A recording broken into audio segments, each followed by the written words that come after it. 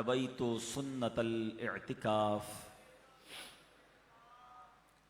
میرے پیارے اسلامی بھائیوں، مدنی چینل کے ناظرین، سوشل میڈیا کے ناظرین، آج ہم میرے مرحوم والد جناب حاجی یعقوب گنگ عطاری صاحب اور میرے بہت ہی پیارے بھائی، میرے دوست مرحوم محمد فیاض عطاری کے ایصال ثواب کے لیے اس اجتماع میں جمع ہیں۔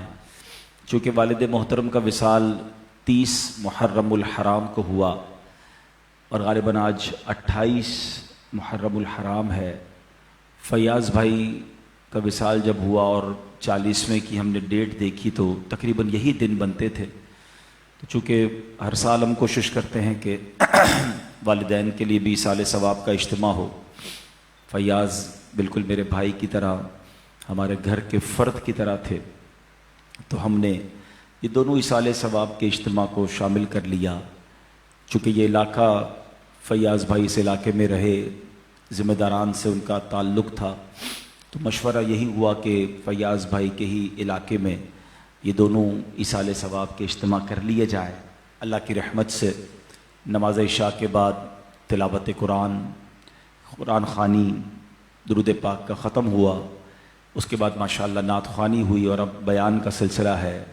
اجتماع کے بعد لنگر رضویہ کا بھی سلسلہ ہے۔ اللہ کریم ان تمام اعمال کو اپنی بارگاہ میں قبول فرمائے، اور یہ نیکیاں اور جو کچھ ایصال ثواب دنیا بھر سے عاشقان رسول نے بھیجا ہے، اللہ یہ سارا ثواب جن مرحومین کے ایصال ثواب کے لیے کیا، بالخصوص ان کو اور باقی جتنے یہاں اسلامی بھائی موجود ہیں، ان سب کے جو مرحومین دنیا سے چلے گئے، اللہ ان کو بھی اس کا ایصال عطا فرمائے، ثواب عطا فرمائے۔ ہمارے بہت پیارے بھائی رفیق بھائی موجود ہیں، یہ بتا رہے تھے ان کے والد صاحب بھی 30 محرم ہی کو ان کا وصال ہوا، اللہ ان کو بھی اس کا اجر عطا فرمائے۔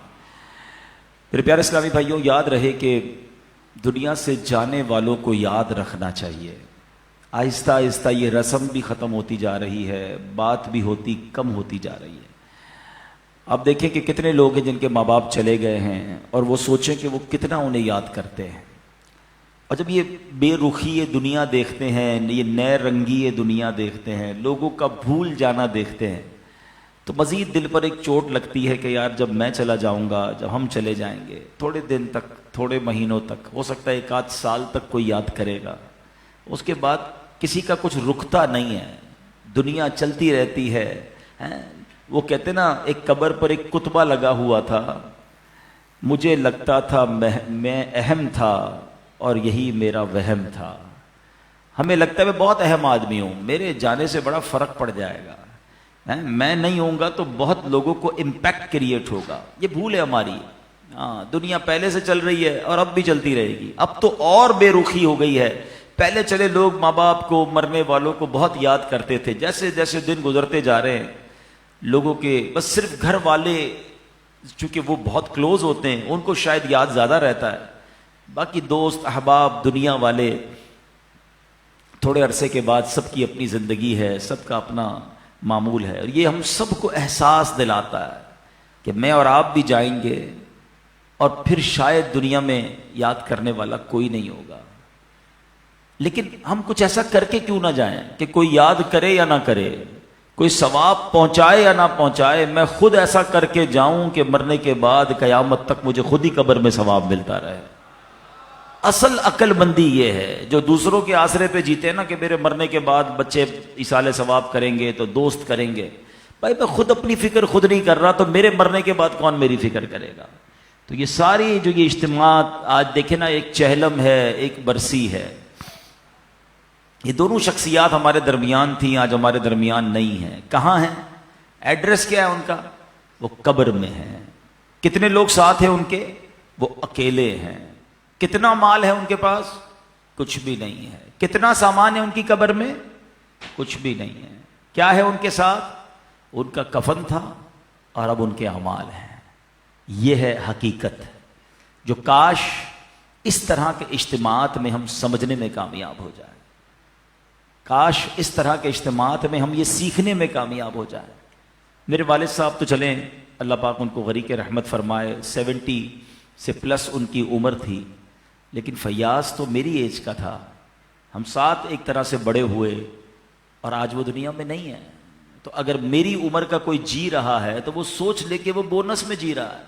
اگر ہم جتنے یہاں بیٹھے نا اور جتنے مجھے سن رہے ہیں، ہم سب کی عمر سے چھوٹے لوگ دنیا سے جا چکے ہیں. کبھی قبرستان جا کر چیک کر لینا، آپ کو چھوٹی سی قبر بھی ملے گی. وہ چھوٹی قبر کیوں ہوتی ہے؟ وہ چھوٹا بچہ ہوتا ہے جو دنیا سے چلا گیا ہے. جوانوں کی قبر بھی ملے گی، بوڑھوں کی قبر بھی ملے گی. ہر ایج کا بندہ آپ کے جاننے والوں میں سے دنیا سے گیا ہوگا، مگر ہم ہیں کہ غفلت کا پردہ ہٹتا ہی نہیں ہے. خیال آتا ہی نہیں ہے کہ مجھے بھی مرنا ہے. شعر سارے بولتے ہیں کہ آگاہ اپنی موت سے کوئی بشر نہیں، سامان 100 برس کا ہے پل کی خبر نہیں. مگر ادراک نہیں ہے، زندگی کے معمولات میں فرق کوئی نہیں پڑتا. بندہ کہے نا یار کہ مجھے موت کی فکر ہو گئی ہے، اب میں تیاری کروں گا موت کی، مگر زبانی خرچ تو سارے ہی کرتے ہیں. کسی کی میت پہ جائیں تو ایسی بڑی بڑی باتیں لوگ کرتے ہیں، بھائی اللہ کی مرضی تھی، ہر کسی کو جانا ہے، اپنے کرنی کا پھل بھگتنا ہے. لیکن جو یہ کہہ رہا ہے، کیا وہ اپنے آپ سے بھی کہتا ہے کہ تجھے بھی جانا ہے؟ تو نے تیاری کر لی جانے کی؟ آج بھی تو جا سکتا ہے. اے میرے پیارے اسلامی بھائیوں، آج میں چاہوں گا، یہ موضوع بھی لوگوں کو پسند نہیں آتا، مجھے اندازہ ہے یار کوئی تھوڑی سی اچھی اچھی باتیں کرو، ہم نعرے لگائیں، ہم جھومیں. اس موضوع پر زیادہ بات کرنا بھی لوگوں کو پسند نہیں ہے. عجیب کہانی ہے، ایسی حقیقت ہے موت، ایسی ریئلٹی ہے موت کہ جس سے انکار صرف مسلمان نہیں. دیکھیں ہمارے بہت سارے مذاہب سے اختلاف ہے. کچھ مذاہب ہیں جو نبی پاک کا معاذ اللہ انکار کرتے ہیں، کچھ قرآن کو نہیں مانتے، کچھ ایسے لوگ ہیں جو اللہ کو ہی نہیں مانتے ہیں. کتنے اختلاف ہیں لوگوں میں، دنیا بھر میں الگ الگ قسم کے ریلیجن ہیں. دہریت والے لوگ ہیں، کمیونسٹ لوگ ہیں، عجیب عجیب لوگ ہیں جن کا آپس میں ہمارا بڑا اختلاف ہے. معاذ اللہ کچھ لوگ ہمارے نبی کو آخری نبی نہیں مانتے. لیکن ایک حقیقت ایسی ہے جو دنیا کا ہر مذہب مانتا ہے، دنیا کی ہر قوم مانتی ہے، دنیا کا ہر بندہ، عقل مند ہو یا بے وقوف ہو، جناب پڑھا لکھا ہو یا جاہل ہو، مرد ہو یا عورت ہو، پاکستانی ہو یا امریکی ہو، all around the world everybody must acknowledge that. وہ کیا ہے؟ وہ سب مانتے ہیں کہ موت آ کر رہے گی. کسی کا اختلاف نہیں ہے. کوئی مذہب، کوئی آپ کو دنیا کی قوم ایسی نہیں ملے گی جو کہے نہیں جناب ہمارا ہم نہیں مانتے موت آئے گی. ایوری ہر بندہ مانتا ہے. کتنی کمال کی ریئلٹی ہے. اچھا سارے لوگ یہ بھی مانتے کہ پتہ نہیں کب آئے گی. ایک تو ہونا کہ بھائی کچھ لوگ کہتے ہیں ہاں موت آئے گی مگر ہم کو پتہ ہے. Nobody knows. کسی کو بھی نہیں پتا کب آئے گی. یہ پتہ ہے آئے گی اور بچ کوئی نہیں سکتا. یہ ایسی ریئلٹی ہے مگر پھر بھی اس پر بات کرنے کے لیے کوئی تیار نہیں ہے. ذرا 4 دوست مل کر موت پہ بات کرے کہ یار کوئی اور بات کرو یار. کمال ہے آپ نے اور میں نے 1 مہینے بعد لاہور جانا ہو، 2 مہینے بعد یورپ جانا ہو، کسی کو بھی جانا ہو، وہ ابھی سے باتیں شروع کر دیتے ہیں. یار کیسے جائیں گے، فلائٹ کیسی ہوگی، ٹرین کا ٹکٹ ملے گا کریں، وہاں جہاز، وہاں کرنسی کون سی چلے گی. اچھا صرف نیت کی ہے اور باتیں شروع، ڈسکشن شروع، مشورے شروع. جب تک جائیں گے نہیں روز باتیں کریں گے. ادھر جانا نہیں جانا پتہ نہیں ہے مگر تم روز بات کر رہے ہو. جدھر جانا کنفرم ہے اور کب جانا یہ بھی نہیں پتا. آج بھی جا سکتے ہو. اس کے لیے کوئی بات نہیں کرے گا، اس کے لیے کوئی ڈسکشن نہیں، اس کے لیے کوئی تیاری نہیں. سوچئے. چلے آپ کہتے ہیں یار یہ دعوت اسلامی والے موت پر بہت بات کرتے ہیں، آخرت پر بہت بات کرتے ہیں، بہت ڈراتے ہیں. چلو بھائی ہم اور آپ موت پر بات نہیں کرتے. ہم بات نہیں کریں گے تو کیا مرنے سے بچ جائیں گے؟ اس حقیقت سے نکل جائیں گے؟ آنکھیں بند کرنے سے مصیبت جاتی نہیں، فیس تو کرنا ہی پڑے گا. تو آج انشاءاللہ مختصر سے وقت میں ہم سب کی زندگی کی سب سے بڑی جو حقیقت ہے نا وہ ہے موت. آج اس پر کچھ بات کرتے ہیں. اللہ کرے کہ آج کا بیان ہم سب کے دلوں سے غفلت کا پردہ ہٹائے اور ہم اپنی موت کی تیاری کرنے کی کوشش میں لگ جائیں. امام محمد غزالی علیہ رحمۃ اللہ الوالی لکھتے ہیں کہ بنی اسرائیل کا ایک بڑا مغرور شخص تھا، بڑا ایروگنٹ تھا، بڑا اس کا کر و فر تھا. ایک بند کمرے میں بیٹھا تھا. اچانک ایک شخص کمرے میں داخل ہوا اور اس مغرور شخص کی طرف لپکا. تو وہ بڑا تکبر والا آدمی تھا، وہ بڑا غصے میں آ گیا اور کہتا کہ تم ہو کون؟ میرے کمرے میں آ کیسے گئے؟ تمہیں آنے کی اجازت کس نے دی؟ تم جانتے نہیں میں کون ہوں؟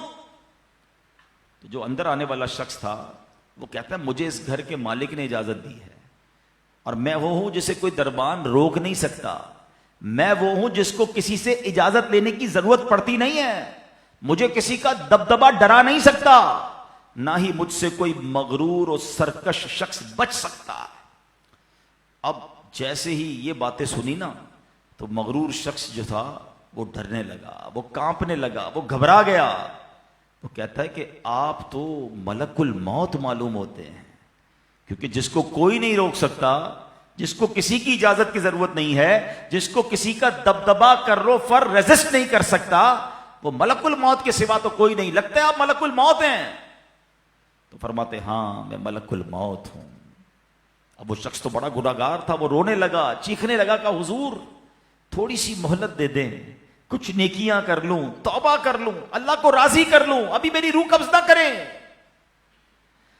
ہائے ہائے، ملک الموت فرماتے تمہاری سانسیں پوری ہو گئی ہیں، اب تمہیں کوئی ٹائم نہیں ملے گا۔ اگر تم نے، وہ پوچھتا ہے حضور مجھے کہاں لے جایا جائے گا مرنے کے بعد؟ فرمایا اس مقام پر جہاں تو نے اعمال بھیجے ہیں، اس گھر کی طرف جو تو نے تیار کیا ہے۔ وہ شخص کہے گا حضور میں نے تو کوئی گھر تیار نہیں کیا، کوئی نیکی آگے نہیں بھیجی۔ ملک الموت فرماتے ہیں پھر تمہیں بھڑکتی آگ کی طرف لے جایا جائے گا، جہاں تمہارے گوشت پوشت وہ آگ نوچ لے گی۔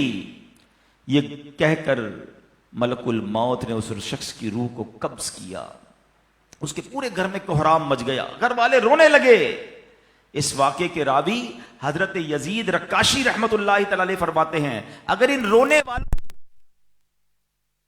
چل جائے کہ اس کا کتنا برا انجام ہوا ہے تو اس سے بھی زیادہ وہ رونا دھونا مچاتے۔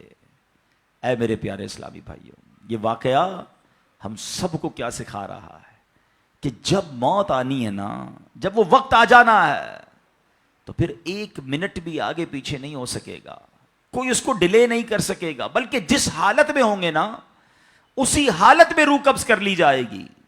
ہماری موت کا وقت لکھا ہے، مقام بھی لکھا ہے، یہ چینج نہیں ہو سکتا۔ میرا خیال ہے کہ ان دنوں کے واقعات میں دو ایسے واقعات ہوئے ہیں جس کو اگر بندہ عبرت کی نگاہ سے دیکھے تو بات سمجھ آ جاتی ہے کہ اگر موت سمندر میں لکھی ہے تو $2.5 دے کر بھی بندہ وہاں پہنچتا ہے جہاں موت لکھی ہے۔ اگر موت کشتی سے ڈوب کر ہونا لکھی ہے تو 22 لاکھ دے کر بھی سینکڑوں لوگ ہمارے وطن سے جاتے ہیں اور ان کی موت یورپ کے سمندر میں جا کر ہو جاتی ہے۔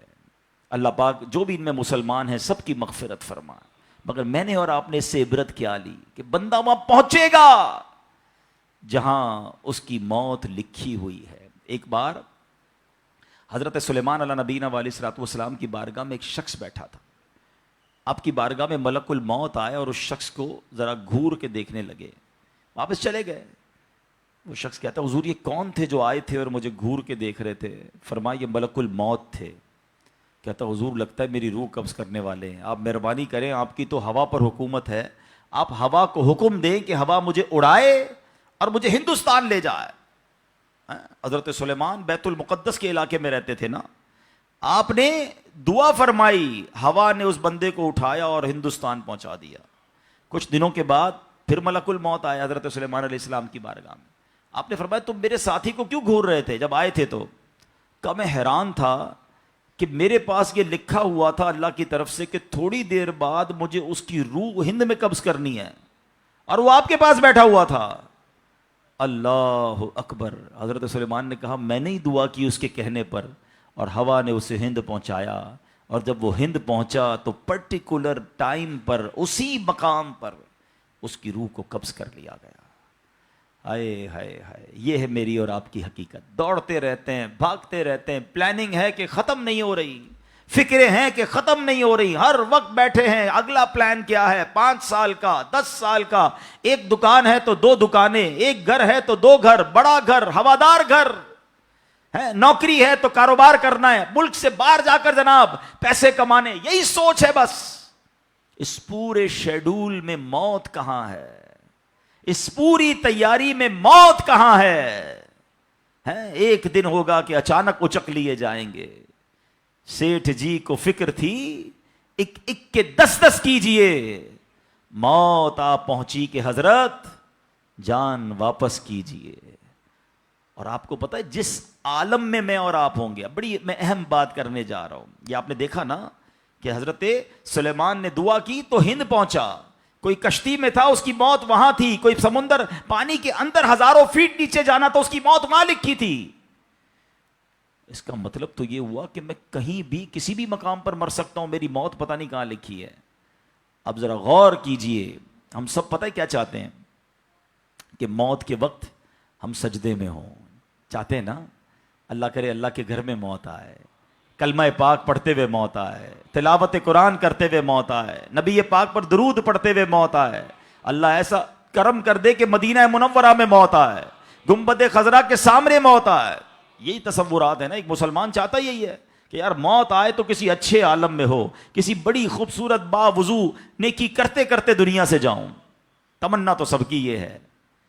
اچھا مجھے ایک بات کا جواب دیں, یہ کیسے ممکن ہے کہ کوئی بندہ صبح سے شام تک نماز نہ پڑھے اور کہے موت سجدے میں آئے, صبح سے شام تک مسجد میں نہ آئے اور تمنا یہ کر رہا ہے کہ مسجد میں موت آئے, باوضو رہتا ہی نہیں ہے تو کیسے امید رکھ رہا ہے کہ باوضو موت آئے, قرآن کھول کر پڑھتا ہی نہیں ہے تو کیسے امید کر رہا ہے کہ تلاوت کرتے کرتے موت آئے. جو صبح و شام گالیاں دیکھتا ہے کیا اس کو ڈر نہیں لگتا کہ گالی دیتے دیتے موت آ سکتی ہے؟ جو شراب پیتا ہے اس کو ڈر نہیں لگتا کہ شراب کے نشے میں موت آ سکتی ہے؟ جو بدکاری کرتا ہے اس کو ڈر نہیں لگتا کہ بے حیائی اور بدکاری کرتے ہوئے موت آ سکتی ہے؟ جو تاش کھیلتا ہے, جوا کھیلتا ہے, اس کو ڈر نہیں لگتا کہ مرتے اسی وقت میں تاش کھیل رہا ہوں گا اور مجھے موت آ گئی, تو میں نشہ کر رہا ہوں مجھے موت آ گئی, میں بے حیا اور بدکاری کہ بری بری باتیں ٹیلی فون پر ساری ساری رات کر رہا ہوں اس وقت موت آ گئی. ملک الموت کو منع نہیں کر سکو گے کہ میں غلط کام کر رہا ہوں, ٹائم دے میں توبہ کر لوں. نہیں, جو سجدے میں ہوگا وہ سجدے میں اٹھایا جائے گا, جو درود پڑھتے پڑھتے جائے گا وہ درود پڑھتے پڑھتے اٹھایا جائے گا. سوچے وہ جو شراب میں جائے گا, نشے میں جائے گا, ادھر کیسے اٹھایا جائے گا؟ اب اس کا آسان حل پتہ ہے کیا ہے؟ کہ بندہ زندگی ایسے گزارے کہ جس حال میں مرنا نہیں چاہتا نا وہ کام چھوڑ دے. عقل بندی یہ ہے کہ اپنے دن کا شیڈیول ایسا بنائے کہ میں وہ کام ہی نہ کروں جس میں مرنا نہیں چاہتا, ورنہ میں روک نہیں سکوں گا موت کو. آپ چاہتے ہیں اچھی موت ہو؟ میں بتاتا ہوں کس کی اچھی موت آ سکتی ہے.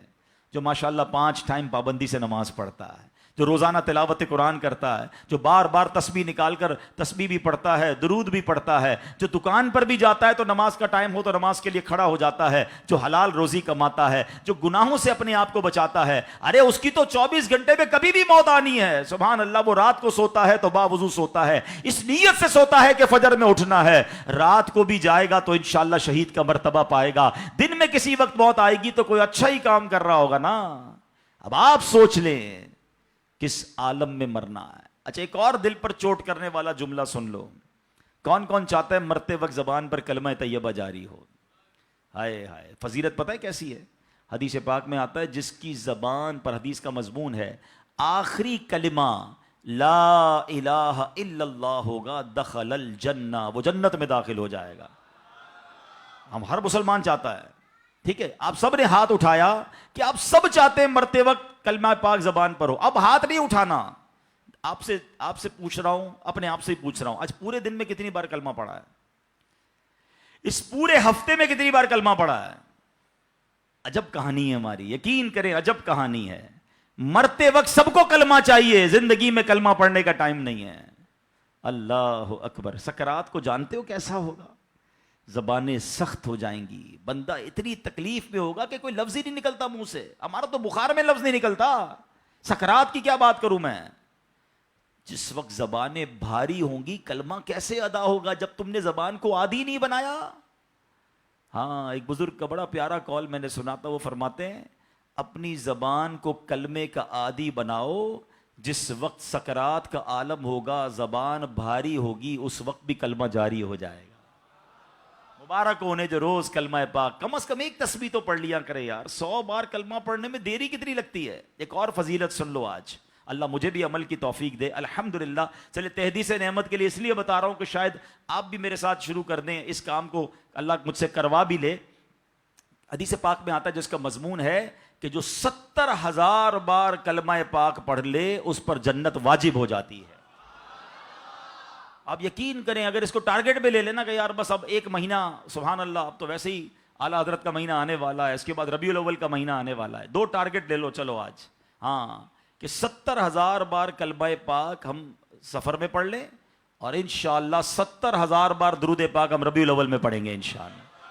ہاں، اور اچھا یہ جو فضیلت ہے نا 70,000 بار والی، اس میں لا الہ الا اللہ حدیث میں الفاظ اتنے ہی ہیں، ٹھیک ہے، لیکن ہر 100 بعد 50 بار پڑھنے کے بعد محمد الرسول اللہ صلی اللہ تعالیٰ علیہ وسلم بھی پڑھ لیں، ٹھیک ہے نا، تو آپ بہت اسپیڈ میں پڑھ لیں گے. آپ یقین کریں آدھے گھنٹے کے اندر 1000 بار کلمہ پاک ہو جاتا ہے. تو آپ روزانہ 5000 بار بھی پڑھ لیں تو یہ 10 12 15 دن میں ہو جائے گا. اب اگر یہ پتہ ہو کہ جنت واجب ہونے کا نبی پاک نے وعدہ کیا ہے، اور آپ یقین کریں اتنے واقعات ہیں بزرگان دین کے کہ جن کو کسی نے آ کر بتایا کہ میرا جو ہے وہ خاندان کا کوئی فرد ہے جس کو عذاب ہو رہا ہے، خواب میں دیکھا، آپ نے 70,000 بار کلمہ پڑھا ہوا تھا، آپ نے اس مردے کو ایصال کیا، اگلے دن وہ آ کر بتاتا ہے کہ میں نے اس کو جنت کے باغات میں دیکھا ہے، اس سے عذاب اٹھا لیا گیا. تو یہ کمال کا وظیفہ ہے کلمہ پاک. اچھا، افضل الذکر حدیث پاک میں کہا گیا سب سے بہترین ذکر جو ہے وہ لا الہ الا اللہ ہے. کتنا کرتے ہیں ہم؟ سوچے نا، ہم اب اپنے آپ کو کتنا دور رکھے ہوئے ہیں اپنی موت کی تیاری سے، اپنی آخرت کی تیاری سے، اپنی قبر کو روشن کرنے کی تیاری سے. نہ کریں میرے پیارے اسلامی بھائیوں ایسا. صرف دنیا نہیں ہے، ہم اس دنیا میں آئے ہیں نا. قرآن کہتا ہے، سورہ ملک پڑھتے رہتے ہو نا، قرآن میں رب کیا فرماتا ہے؟ الذی خلق الموت والحیات لیبلوکم ایکم احسن عملا. اللہ اکبر. اس میں کیا فرمایا رب نے؟ جس نے موت اور زندگی پیدا کی کہ تمہاری جانچ ہو کہ تم میں کس کا کام زیادہ اچھا ہے. میں اور آپ جو آئے نا دنیا میں، واٹ از دا ریزن؟ موت اور زندگی کو پیدا کرنے کا مقصد یہ ہے کہ چیک کیا جائے کون اچھے کام کر کے آتا ہے. یعنی آسان لفظوں میں ہم سب کو امتحان کے لیے بھیجا گیا ہے. ہم اس دنیا میں آئے ہیں، ہمارا ٹیسٹ ہو رہا ہے. آپ کہیں یار اتنا بڑا ٹیسٹ؟ ہاں، یہ 50 60 70 سال کا ٹیسٹ ہے. اور اس کے بعد جو اچھے اعمال لے کر جائے گا، 3-4 گھنٹے کے امتحان کے بعد ایک کلاس آگے بڑھتے ہو نا، ایک آپ کا درجہ آگے بڑھتا ہے. تھوڑا ٹیسٹ بڑا ہے مگر انعام ایسا ہے کہ جنت میں داخل ہو گئے تو پھر کبھی نکالے نہیں جائیں گے. ہاں، قرآن کہتا ہے ہم فیہا خالدون، ہمیشہ ہمیشہ جنت میں رہیں گے. اگر جنت میں جانا ہے تو یہ ٹیسٹ پاس کرنا ہے. یاد رکھیے صحابی رسول حضرت طارق محاربی رضی اللہ عنہ فرماتے ہیں، اللہ پاک کے آخری نبی صلی اللہ تعالی علیہ وسلم نے مجھے نصیحت کرتے ہوئے فرمایا، یا طارق استعد للموت قبل الموت. اے طارق، مرنے سے پہلے موت کی تیاری کر لو. ہاں، یہ نبی پاک نے فرمایا. اچھا، میں ایک سوال کرنا چاہتا ہوں. اگر میں آج آپ سے ایک سوال کروں کہ ہم میں سے کسی کو پتہ چل جائے کہ کل کا دن، کل غالباً 17 تاریخ ہے، 16 تاریخ ہے، 16 اگست آپ کی زندگی کا آخری دن ہے اور کل رات آپ دنیا سے چلے جائیں گے. ایک دن ہے آپ کے پاس. ایک مسلمان اس ایک دن کو کیسے گزارے گا؟ سچ بتائیے. کیا وہ کل دکان پہ جا کے کاروبار کرے گا؟ کیا وہ کل جا کے پیسے ڈبل کرنے کی کوشش کرے گا؟ کیا وہ کل جا کے فرنیچر مارکیٹ میں فرنیچر بنوائے گا؟ یا کل جا کے معاذ اللہ دوستوں کے ساتھ فلم دیکھنے کا چاہے گا، چلو یار آخری دن ہے ذرا موج مزے کر لوں؟ یہ کیا کرے گا؟ اگر عقل مند مسلمان ہوا تو ایک دن ہے تو مسجد میں گزارے گا، تلاوت میں گزارے گا، توبہ میں گزارے گا، ذکر و اذکار میں گزارے گا، ہیں اللہ پاک سے معافی میں گزارے گا، کیونکہ آخری دن ہے. یہی کرو گے نا؟ اگر پتہ چل جائے. مجھے بتاؤ کہ ہمیں پتہ ہے ہمارا آخری دن ہے کہ نہیں ہے؟ ہمیں تو کل کی بات چھوڑے آج رات کا نہیں پتہ ہے. تو پھر کیوں تیاری نہیں کر رہے؟ پتہ چل جائے تو تیاری کریں گے. میں تو پہلے ہی بتا رہا ہوں آپ کو. آپ میں سے کتنے لوگ بیٹھے جن کو پتہ ہے کل صبح تک زندہ رہیں گے؟ مجھے بھی نہیں پتا، آپ کو بھی نہیں پتا. جب پتہ ہی نہیں ہے تو پھر کیوں تیاری نہیں کر رہے؟ پھر کیوں توبہ نہیں کر رہے؟ پھر کیوں حرام کی طرف ہم جاتے ہیں؟ خدا را یاد رکھیے میرے پیارے اسلامی بھائیوں، قبر میں جا کر اتنا پچھتاوا ہوگا گناہگار کو. بلکہ روایتوں میں آتا ہے، پیارے آقا علیہ الصلوۃ والسلام نے فرمایا جس کا مضمون ہے مرنے کے بعد نیک بھی پچھتائے گا، گناہگار بھی پچھتائے گا. عرض کی حضور گناہگار پچھتائے گا یہ تو سمجھ آتا ہے، نیک کیوں پچھتائے گا؟ فرمایا گناہگار تو گناہ کی وجہ سے پچھتائے گا، حدیث کا خلاصہ ہے. فرمایا نیک اس لیے پچھتائے گا جب وہ آخرت میں نیکیوں کا اجر دیکھے گا نا تو وہ کہے گا کاش میں اور نیکیاں کر لیتا. وہ جو فضول ٹائم ضائع کیا تھا اس میں اور اللہ کا ذکر کرتا، اور نوافل پڑھتا، اور عبادت کرتا. تو یقین جانیے میرے پیارے اسلامی بھائیوں، یہ زندگی یہ جو ہماری سانسیں چل رہی ہیں نا، ابھی چاند سے ہمارے پاس جتنی نیکیاں کرنی ہے کر لیں. جس دن سانس بند ہوئی نا، اس دن عمل نہیں ہوگا، اس دن جزا ملے گی. آج دار العمل ہے. Today is the time of action and tomorrow is the time of accountability. اس دن صرف جزا ہوگی، یا تو آپ کو اللہ نہ کرے گناہوں کی وجہ سے کسی کو سزا ملے گی، یا نیکیوں کا اجر ملے گا. آج وقت ہے نیکیاں کرنے کا. قبر میں اتارے جانے کے بعد کوئی چانس نہیں ہوگا. اچھا آپ کو پتا ہے جب قبر میں بندہ جاتا ہے، کسی کا بھی انتقال ہوتا ہے، تو گھر والے کیا کہتے ہیں، خاندان والے کیا کہتے ہیں؟ میت نے پیچھے کیا چھوڑا ہے. آپ کو پتا ہے فرشتے کیا کہتے ہیں؟ میت نے آگے کیا بھیجا ہے.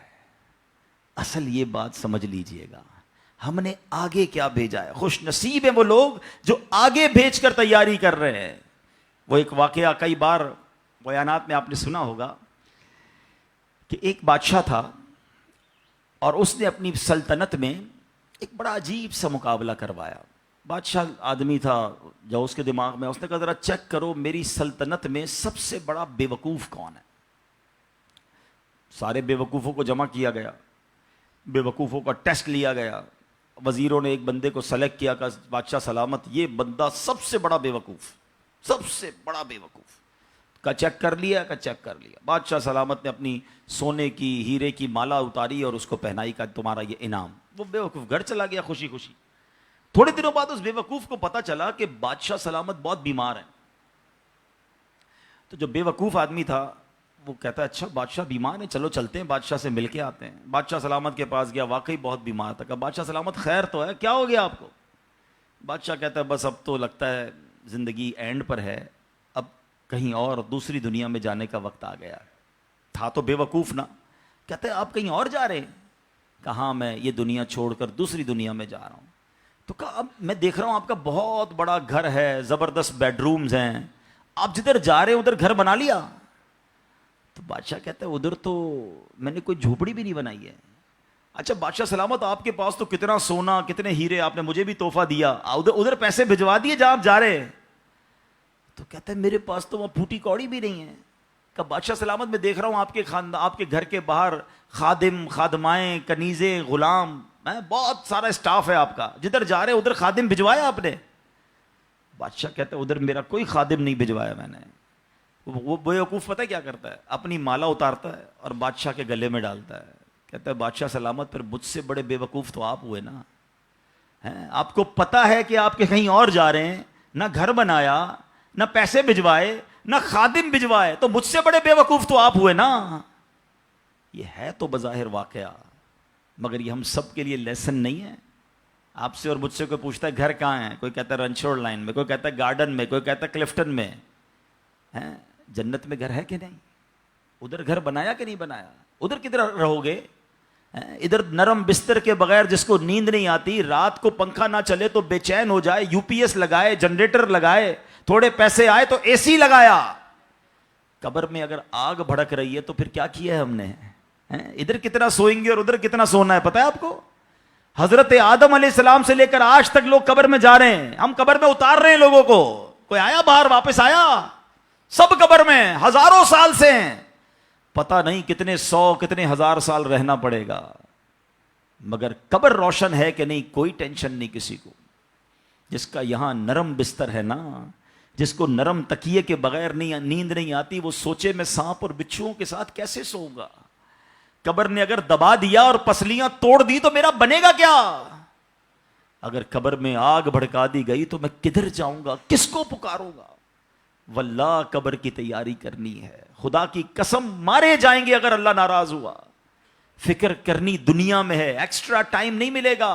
آج کل موبائل کمپنیاں میسج کرتی ہیں جناب آپ کا 70% ڈیٹا یوز ہو گیا ہے، ٹاپ اپ کروا لیں، پیسے ڈلوا لیں، 80% ختم ہو گیا، آج کل آخری دن ہے آپ کے موبائل کے پیکج کا.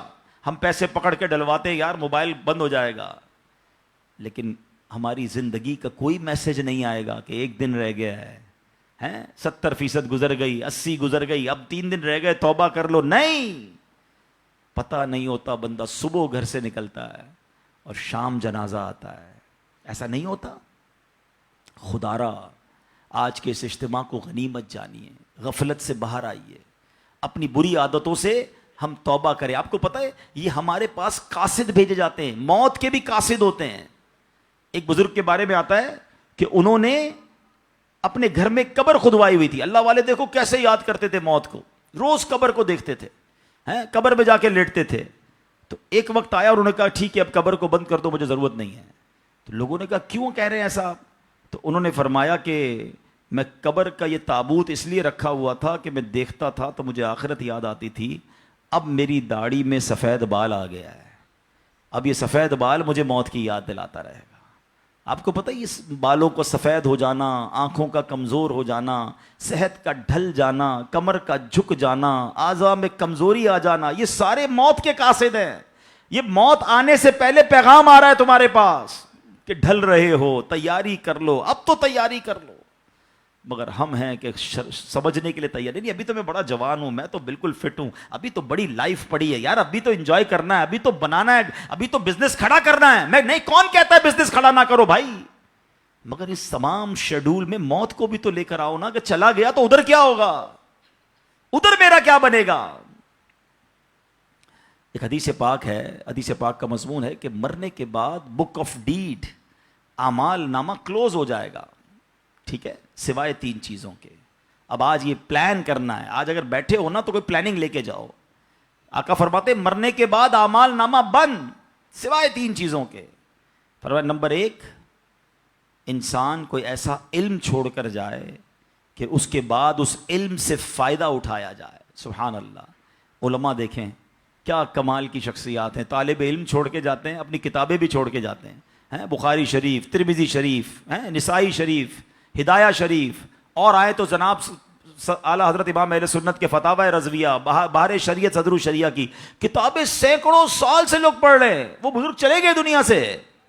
سبحان اللہ, ہر کتاب چھپ رہی ہے, تفسیر چھپ رہی ہے, حدیثوں کی کتابیں چھپ رہی ہیں, اور علماء کو ثواب مل رہا ہے. یہ پہلا آپشن تھا.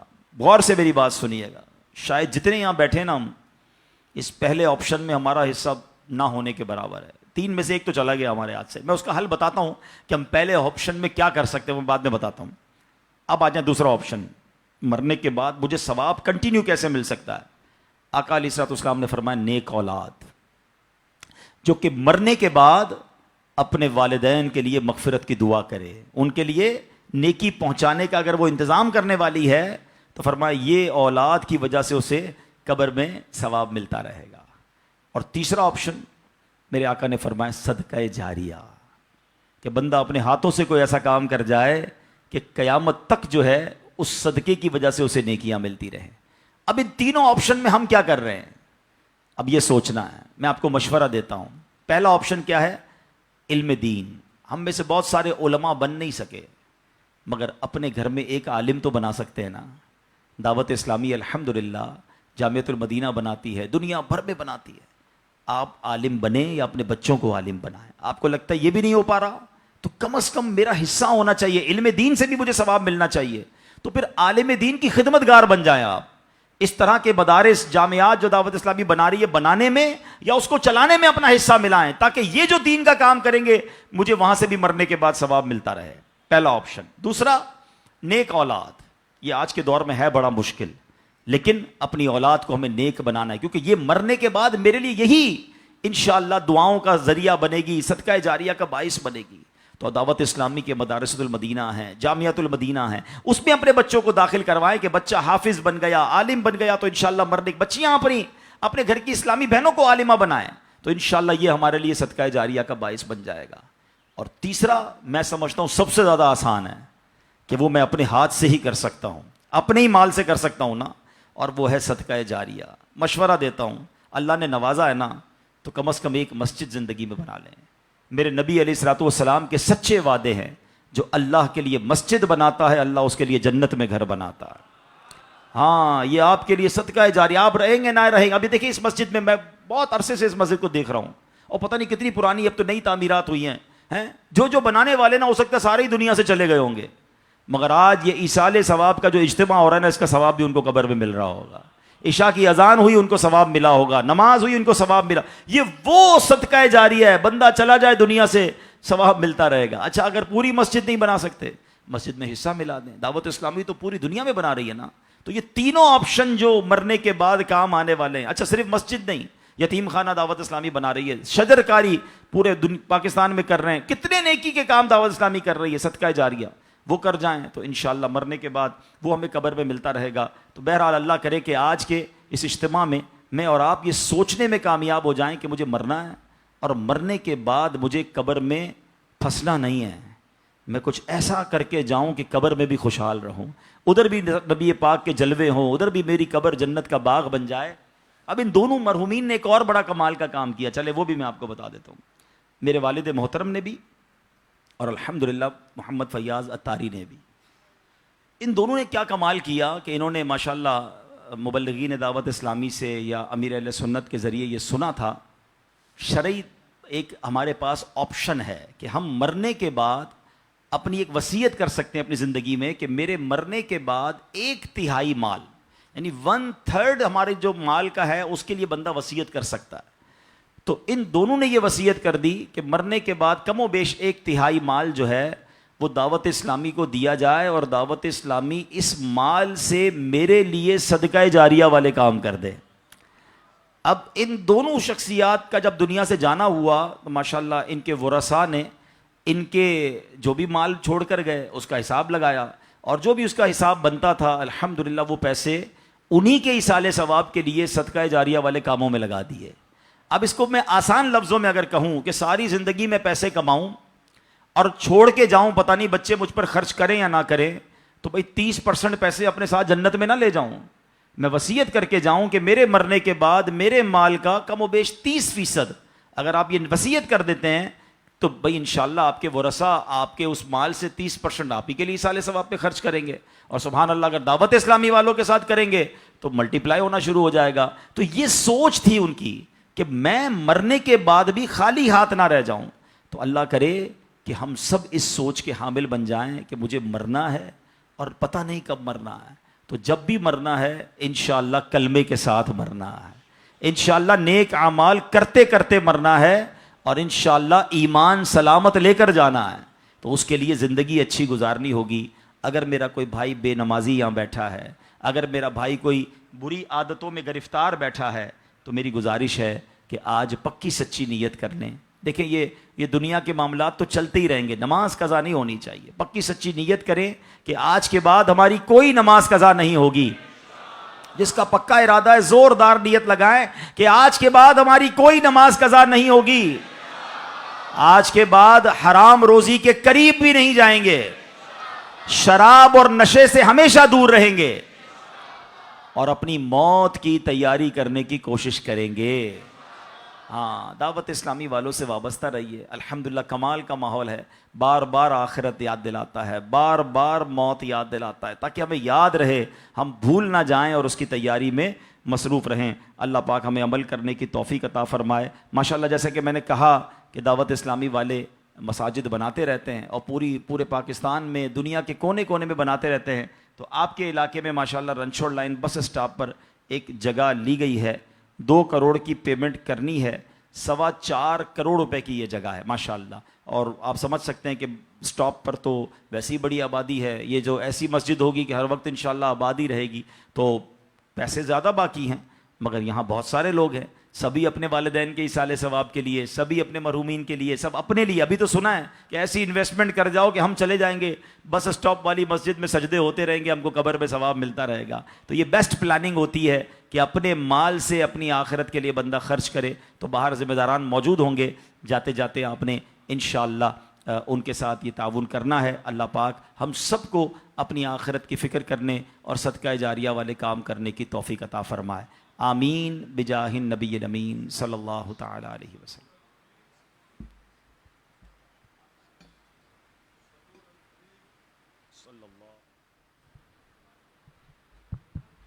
صلو علی الحبیب صلی اللہ تعالی علی محمد صلی اللہ تعالی علیہ وآلہ وسلم. ہم تمام مسلمان ہیں, اور مسلمان کی سب سے قیمتی دولت اس کا ایمان ہے. علماء نے لکھا کہ جس کو جیتے جی سلب ایمان کا خوف نہیں ہوتا, اندیشہ ہے کہ اس کی موت کے وقت اس کا ایمان سلب کر لیا جائے. ایمان کی فکر, ایمان کے لیے کوشش کرنا, ایمان کے لیے کڑنا یہ اہل ایمان کا طریقہ رہا ہے۔ اس کی حفاظت کے بہت سارے ذرائع علماء نے بیان کیے۔ ایک بہترین ذریعہ یہ بھی ہے کہ کسی مرد کامل کے ہاتھ میں ہاتھ دے کر، یعنی کسی پیر کے ذریعے بیعت کر کے غوث پاک کا مرید بن جایا جائے۔ انشاءاللہ غوث پاک کی برکت سے ایمان سلامت رہے گا۔ الحمدللہ اس وقت ہمارے درمیان رکن شورا حاجی عبدالحبیب موجود ہیں، اور اس بات کے مجاز ہیں، یعنی امیر اہل سنت نے ان کو اجازت دی ہے کہ جس کو چاہیں یہ امیر اہل سنت دامت برکاتہم العالیہ کا مرید کر لیں۔ میں مشورہ دوں گا ہمارے تمام اسلامی بھائیوں کو کہ اب تک جو کسی پیر صاحب کے مرید نہیں ہیں، موقع اچھا ہے فکر آخرت کے لیے، قبر و حشر کی تیاری کے لیے، دنیا و آخرت میں سنتوں والی زندگی گزارنے کے لیے امیر اہل سنت کے مرید بن جائیں۔ انشاءاللہ اس کا نقصان کچھ بھی نہیں ہوگا، بلکہ پیر و کامل کی توجہ سے نیک اعمال کا جذبہ ملے گا، نیکی کا جذبہ ملے گا، اور انشاءاللہ الکریم دنیا و آخرت دونوں بہتر ہوں گی۔ جو کسی پیر صاحب کے مرید ہیں چاہیں تو بیعت برکت کر لیں، یعنی طالب ہو جائیں۔ آپ اپنے جامع شرائط پیر کے مرید رہیں گے، انشاءاللہ الکریم امیر اہل سنت کا فیضان بھی آپ کو ملتا رہے گا۔ میں عبداللہ بھائی سرچ کروں گا کہ ہمیں توبہ بھی کرا دیں اور امیر اہل سنت کے ذریعے غوث پاک کا مرید بنا دیں۔ بسم اللہ الرحمن الرحیم۔ الصلاۃ والسلام علیک یا رسول اللہ وعلی آلک واصحابک یا حبیب اللہ، لا الہ الا اللہ محمد الرسول اللہ صلی اللہ تعالی علیہ وسلم۔ توبہ کرتا ہوں میں اپنے تمام پچھلے گناہوں سے، اور آئندہ اللہ اور رسول کی نافرمانیوں سے بچتا رہوں گا، نماز روزے کی پابندی کرتا رہوں گا، بد مذہبوں اور برے لوگوں کی صحبت سے بچتا رہوں گا، ماں باپ کی نافرمانی، جھوٹ، غیبت، چغلی، وعدہ خلافی وغیرہ وغیرہ گناہ نہیں کروں گا۔ مرید ہوتا ہوں میں شیخ طریقت امیر اہل سنت حضرت علامہ مولانا محمد الیاس عطار قادری رضوی کا، اور ان کے ذریعے سرکار بغداد شیخ عبد القادر جیلانی حضور غوث پاک رحمت اللہ تعالی علیہ کا، یا اللہ پاک مجھے جناب غوث پاک کے غلاموں میں قبول فرما، اور خاندان عالی شان قادریہ رضویہ کی برکتوں سے مالا مال فرما، آمین۔ صلو علی الحبیب۔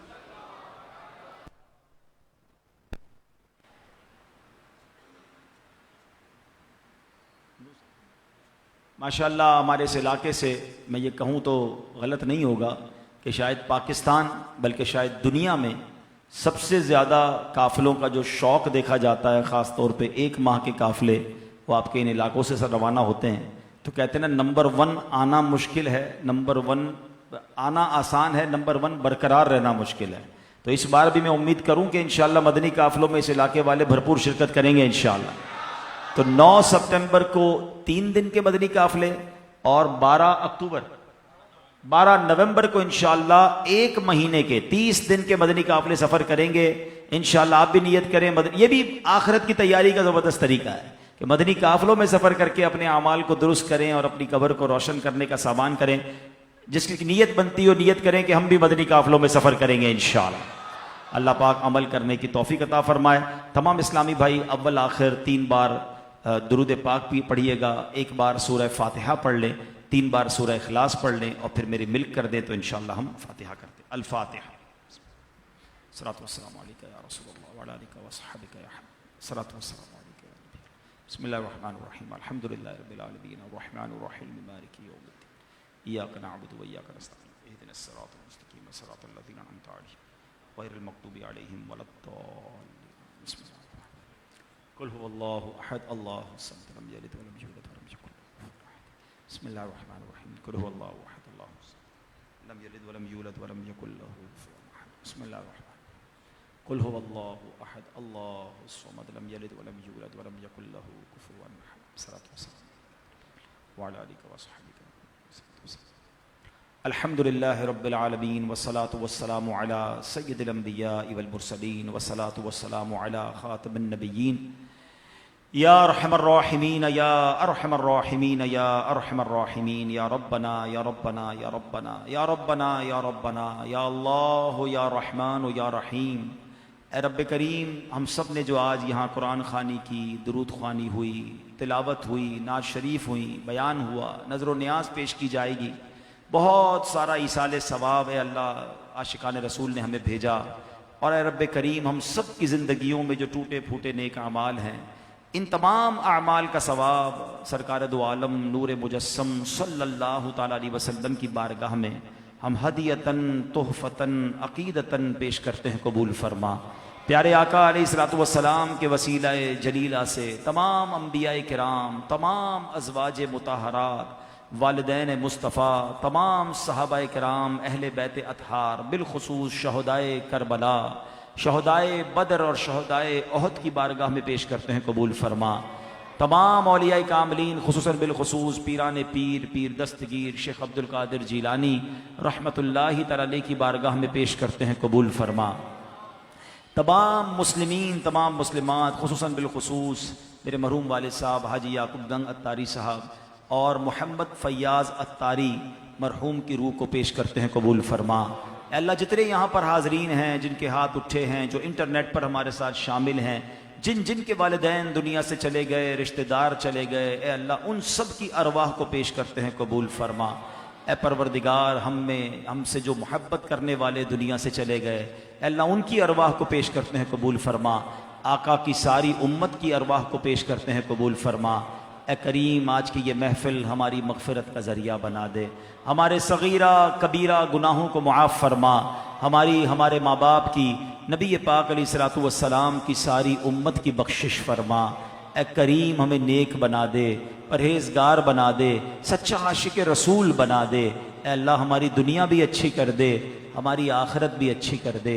اے اللہ جب نے موت کی تیاری کے بارے میں سنا ہے، اے اللہ اب تک تو ایسے اعمال کیے نہیں کہ مرنے کے بعد ہمیں ایسا محسوس ہو کہ تجھے راضی کرنے والے کام کر لیے ہوں۔ اے اللہ گناہ ہی گناہ ہیں، کرم کر دے، پچھلے گناہ معاف فرما دے، آئندہ جو رہ گئی ہے وہ اچھی گزار دے۔ اے اللہ نیکیوں والی، سنتوں والی، اے اللہ تیری فرما برداری والی زندگی ہم سب کو عطا فرما۔ حرام بولنے سے بچا لے، حرام دیکھنے سے بچا لے، حرام سننے سے بچا لے، حرام کھانے سے بچا لے، اپنے پسندیدہ بندوں میں ہمیں شامل فرما لے۔ اے اللہ مرنا تو ہم نے ہے ہی، یہ ہمارا ایمان بھی ہے، ہم مانتے بھی ہیں، مگر مولا تیرے دربار میں دعا ہے کہ مرتے وقت اے اللہ ہمیں مدینے پہنچا دینا۔ اے اللہ جب تک زندہ رہیں، اے اللہ تیرے در کے سوا کسی کا محتاج نہ کیجیو۔ زندگی کی آخری نماز جو پڑھیں وہ مسجد نبوی میں کھڑے ہو کر ادا کریں، اور اے رب کریم پھر آقا کے جلووں میں، آقا کے قدموں میں نبی پاک کے دیدار کرتے ہوئے ایمان اور عافیت والی ہمیں مدینے والی موت نصیب فرما۔ نجم کی اے خدا آرزو ہے یہی، عاشق زار کی آبرو ہے یہی، موت کے وقت سر ان کے قدموں میں ہو، دید ہوتی رہے دم نکلتا رہے، دید ہوتی رہے دم نکلتا رہے۔ ہے تمنا عطار یا رب ان کے جلووں میں یوں موت آئے، جھوم کر جب گرے میرا لاشا، تھام لیں بڑھ کے شاہ مدینہ۔ اے کریم مولا ہمیں ایمان والی موت عطا فرما، لمحہ بھر بھی ہمارا ایمان ہم سے دور نہ ہو۔ اے پروردگار ہمیں ایمان کی استقامت نصیب فرما دے۔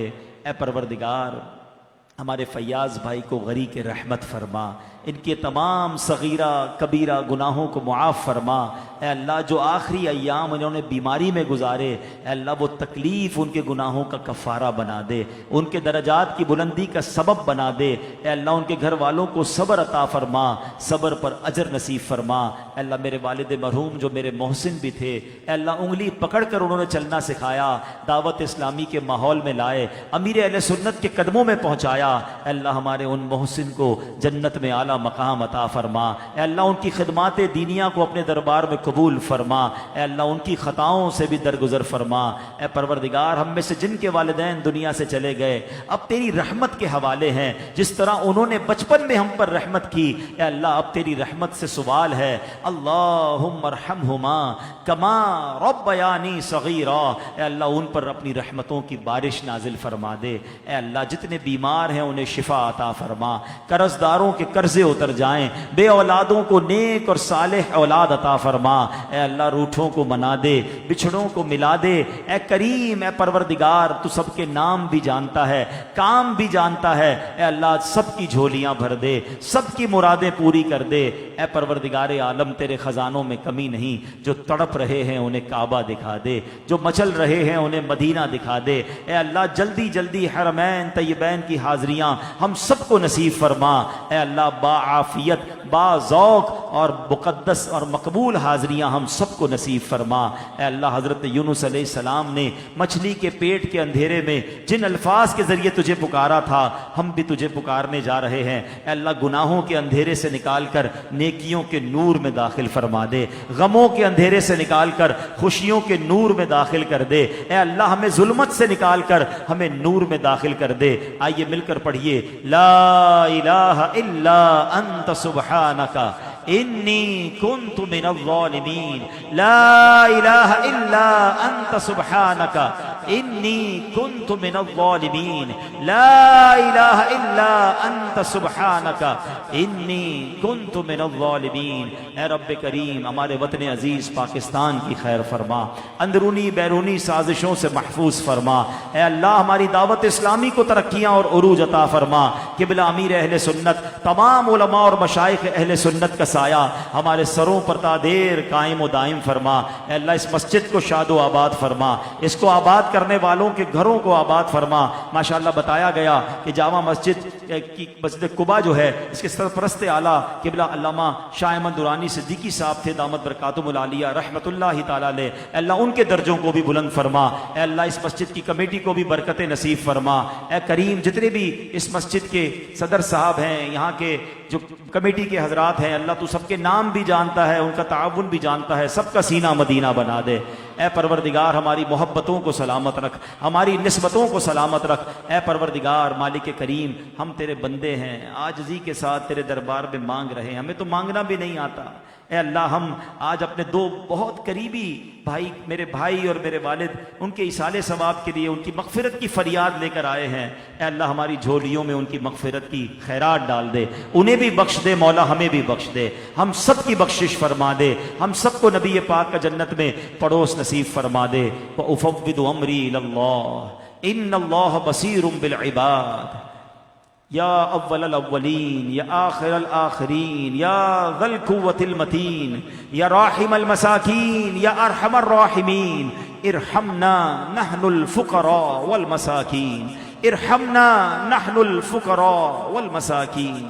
اللہم رب یسر ولا تعسر وتمم لنا بالخیر یا فتاح وبک نستعین۔ ربنا تقبل منا انک انت السمیع العلیم وتب علينا يا مولانا إنك أنت التواب الرحيم ببركة إن الله وملائكته يصلون على النبي يا أيها الذين آمنوا صلوا عليه وسلموا تسليما اللهم صل على سيدنا ومولانا محمد طب القلوب ودوائها وعافية الأبدان وشفائها ونور الابصار وضیائها وعلى آلہ وصحبہ وبارک وسلم۔ جب دم واپسی ہو یا اللہ، سامنے ہو روضہ رسول اللہ، اور لب پہ ہو لا الہ الا اللہ.